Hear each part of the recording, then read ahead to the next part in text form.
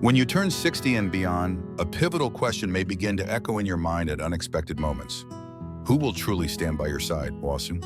It's easy to assume that the answer is obvious. Your family, your closest friends, the people who've always been in your orbit.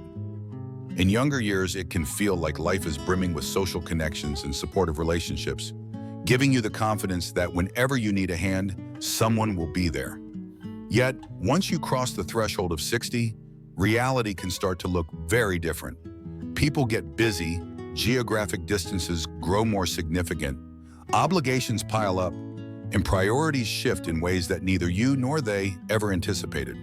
Suddenly, you realize that the support system you counted on might not be as dependable as you once believed. Feeling alone, uncertain, or even abandoned can come as a shock, especially after you've spent years imagining that your golden years would be filled with visits and calls from loved ones. This shift in perspective doesn't have to be a negative experience, however. In many ways, it's an awakening, a call to redefine what real stability looks like in later life, and to recognize that the sources of true support can extend far beyond your immediate family. In this script, we're going to uncover 6 essential pillars that become more reliable than family as you navigate life beyond 60. This isn't about excluding or pushing away the people you love. Family relationships and longtime friendships certainly matter, and they can be deeply cherished. Instead, this is about understanding that the bedrock of your security and happiness has to come from foundations that you build and maintain yourself. By looking at these 6 pillars, financial security, physical health, a strong social circle, a sense of purpose, emotional resilience, and the ability to adapt, you'll see how each one contributes to your independence, confidence, and well-being. Once you've developed them, you might be surprised at just how empowered you feel, especially in situations where you once believed you would be helpless. Stay with me until the end, because these 6 pillars may completely change the way you think about who or what you can count on as you age. And once you embrace them, you'll never again feel powerless or unprepared, regardless of whether family members can consistently be present or not. Let's start with the first pillar, your financial stability. Many people equate their sense of security with how many loved ones they have around them. But what truly keeps you afloat when life becomes difficult is your financial independence. Money itself doesn't buy genuine happiness. This is universally true, but it does buy security, freedom, and peace of mind. By the time you're in your 60s, you begin to see the harsh reality that relying on someone else for financial support isn't much of a plan. It's a risk. Even if you have children or siblings who love you, they have their own expenses, their own families, and their own uncertainties in life. They might desperately want to help you if you experience a major expense or emergency, but it's entirely possible that they don't have the resources to give you what you need. Picture someone like Richard, who is 72 and spent his entire life believing that in the event of a financial crisis, his children would step up. He had paid for their education, lent them money, and was always there to cover unexpected costs. Yet when an unplanned medical issue left Richard drained of savings, he was shocked to discover that each of his children was also juggling bills, mortgages, and even looming college tuition for the grandkids. It wasn't that they didn't care, it was that life is unpredictable, and they simply didn't have the means to give him the financial boost he needed. As painful as that realization was, it taught him that no matter how close-knit a family may be, his own financial plan had to be rock solid first. If you're over 60, it's worth asking yourself, do I truly understand my income sources, pension, retirement investments, or part-time work? And are they enough to shield me from sudden costs? Have I minimized the financial risks in my life, such as high-interest debts or other monetary drains that could become a crisis if my health changes? And have I set aside enough for emergencies so that if my car breaks down, my roof leaks, or I need a costly procedure, I'm not immediately forced to rely on family contributions? Taking control of your finances in your 60s is not about being wealthy, but about being prepared. It could involve learning to budget in ways you never did before, reviewing old investments, or downsizing your living space so your overhead costs are lower. The important thing is that you feel comfortable and stable in your day-to-day life, Knowing that a bill arriving in the mail won't send you into a tailspin of dependency.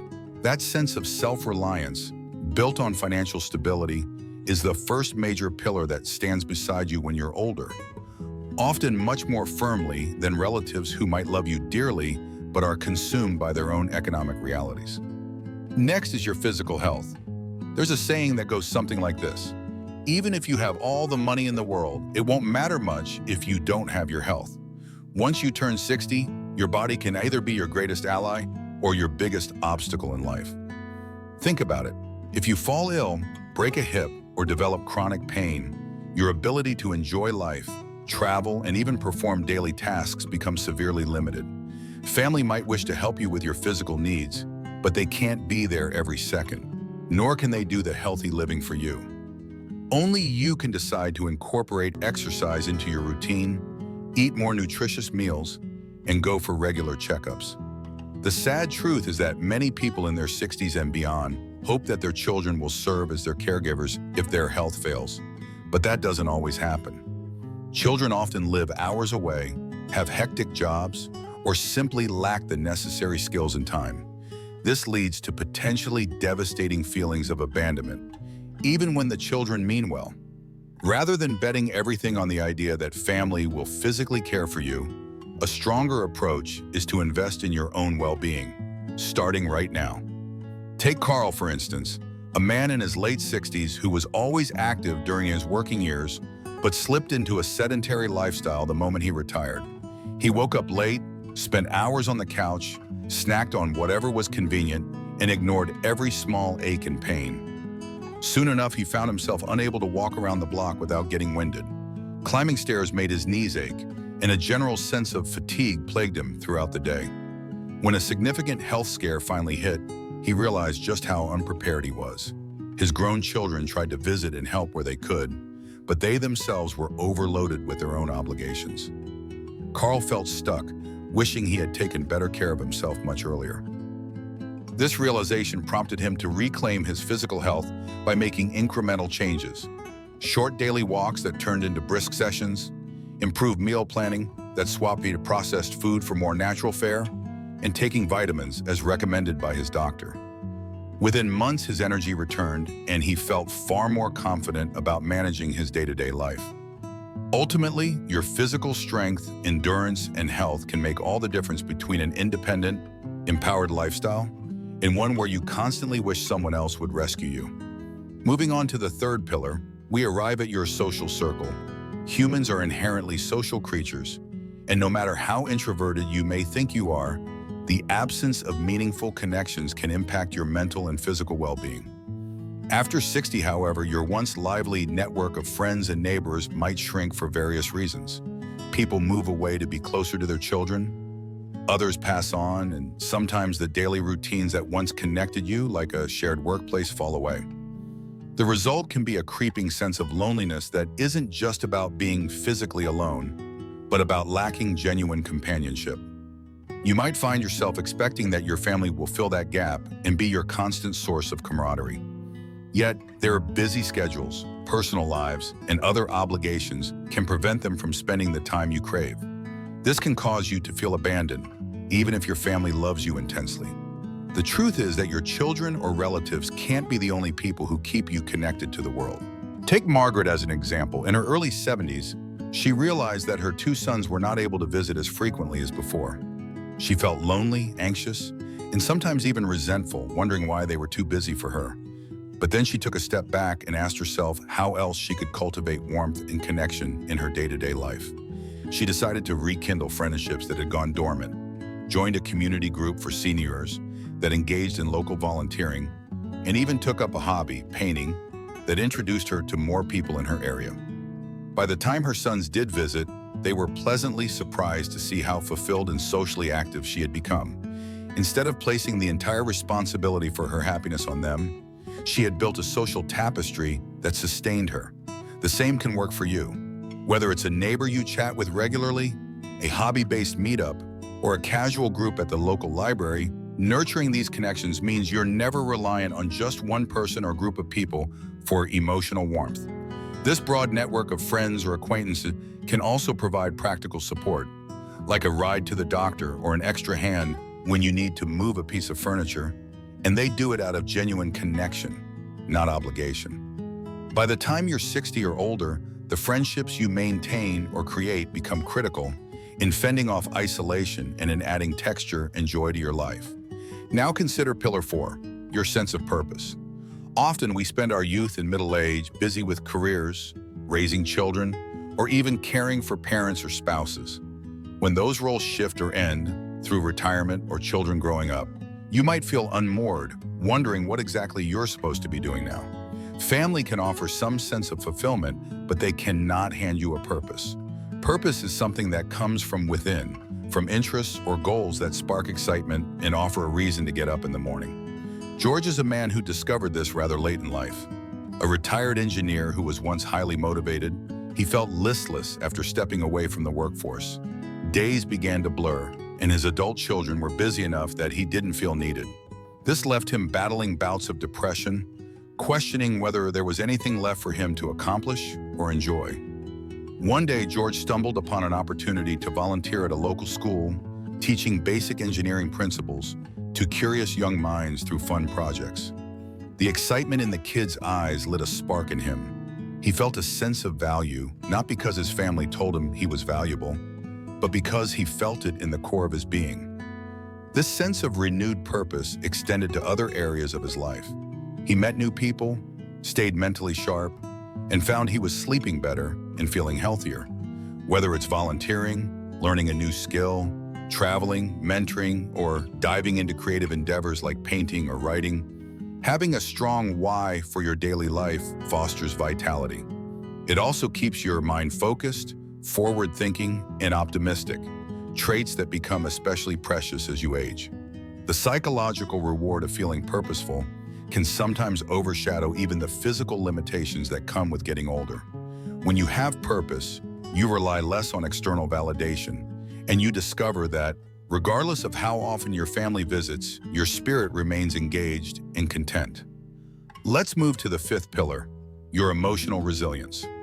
Life will continue to serve up challenges no matter your age. Loss, health complications, financial stress, relationship changes, or any number of other hurdles. After 60, these challenges might feel heightened because you're less tolerant of chaos, or you simply have fewer resources to handle major upheavals.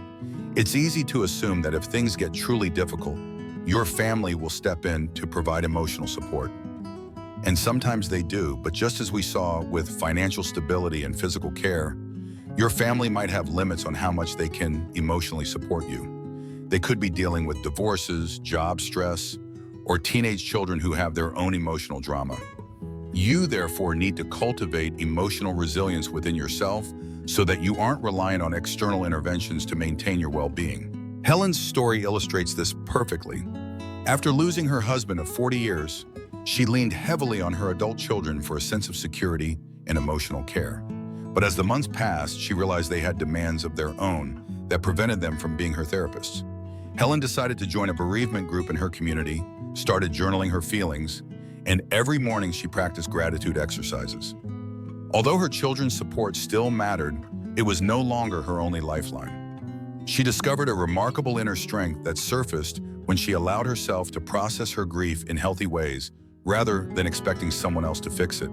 Emotional resilience isn't about acting tough or denying pain. It's about finding healthy channels, like talking to trusted friends, seeking professional therapy, or practicing mindfulness, so that life's inevitable burdens don't crush your spirit.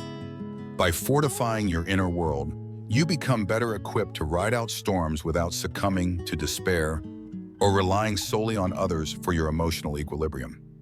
And just as with physical health, the time to start building emotional resilience is right now, no matter where you stand in the aging process. Finally, there's Pillar 6, your ability to adapt. After 60, change is often the only constant. Long-held routines break down, and the technologies or cultural norms you once found familiar can suddenly feel alien. Friends pass away or relocate, neighborhoods evolve, and your adult children might move out of state or even abroad. People who do poorly with aging typically cling to the past and fight every shift that comes their way. often with frustration or resignation. Meanwhile, those who do well embrace adaptability. Think about Frank, who was 78 and found himself in a nearly empty neighborhood after many of his friends either moved to be closer to their grandchildren or entered retirement communities. Rather than view himself as a stranded relic, Frank chose to experiment with online tools. He learned how to video call, how to join social media groups, and how to do online banking, a huge step for someone who had spent most of his life dealing in paper checks. At first, he found it intimidating, but gradually he found it liberating to realize that he could stay in regular touch with friends no matter where they lived. Adaptability gave him more freedom than he would have had if he'd stuck to the familiar ways of doing things. More broadly, adaptability is about rolling with life's punches. If you face a new health diagnosis, it may require you to change your diet or incorporate new forms of exercise. If a bank you trusted for decades closes branches, you may have to learn to manage your finances with a different institution or online system. If you find yourself lonely in your old community, you might decide to move closer to friends or to an area with a more active senior network. These choices can feel daunting at first, but the alternative is to stay locked in place, feeling powerless as the world shifts around you. By actively adapting, you find new openings for growth, connection, and happiness, no matter your age. This kind of mindset ensures that the inevitable changes of life don't blindside you, but instead become opportunities for rejuvenation. Before we close, let's stitch these 6 pillars together. We talked about the bedrock of financial stability, which keeps you from depending on others in times of monetary crisis. The vital importance of physical health, ensuring your body remains a source of empowerment rather than limitation. The richness of a broad social circle, which alleviates loneliness and keeps you emotionally engaged. A sense of purpose that sparks your motivation to greet each day with enthusiasm. Emotional resilience to handle life's hardest knocks without crumbling. And adaptability, the skill that keeps you flexible and open to new experiences, even when old routines fade away. If you build your life around these 6 pillars, you'll never be entirely alone or unprepared. Family ties are wonderful and can be deeply fulfilling, but if you rely on them exclusively for every aspect of support, you might be setting yourself up for disappointment. Families can be loving yet overextended, caring but unavailable. By cultivating these internal and external resources, you create a situation where you truly stand on firm ground, no matter who else shows up or doesn't show up in your life. As you consider these pillars, reflect on what you've already built for yourself. Are your finances in decent shape, but your social circle has dwindled? Perhaps you have close friendships, yet no clear sense of purpose in retirement. Or maybe you're physically active, but haven't spent much time building emotional resilience. Take an honest look at your life and ask where you might shore up weaknesses. Remember, it's never too late to begin. Some people don't really start paying attention to their health until 70 or beyond and still manage to make significant improvements. Others discover a love for volunteering at 75 and find more fulfillment than they've ever had in their working life. The key is openness, willingness to learn, and the resolve to keep pushing forward. If you do these things, if you focus on strengthening each of these 6 pillars, the difference in your overall sense of security and joy could be astonishing. Ultimately, passing 60 can be liberating once you realize that you're not fully reliant on anyone else to shape your destiny. You have the power to make decisions every day that bolster your financial security, protect your physical health, expand your social connections, fuel your purpose, nurture your emotional resilience, and sharpen your adaptability. These are the silent, steadfast supporters that will never walk away from you or find themselves too busy to help. They are the internal and situational assets that you can cultivate, ensuring that no matter what tomorrow brings, you can face it with confidence, clarity, and a spirit that refuses to be defeated. Thank you for joining me in this exploration of life after 60 and the 6 pillars that will always stand by you more reliably than any single individual can. I encourage you to reflect on these ideas, share your thoughts in the comments if you're watching this as a video, and consider which pillars need attention in your own life. You deserve a future where you feel strong, independent, and ready for all the possibilities that lie ahead. Remember, turning 60 is not an ending. It's the start of a new chapter, one that can be as fulfilling and supportive as you decide to make it.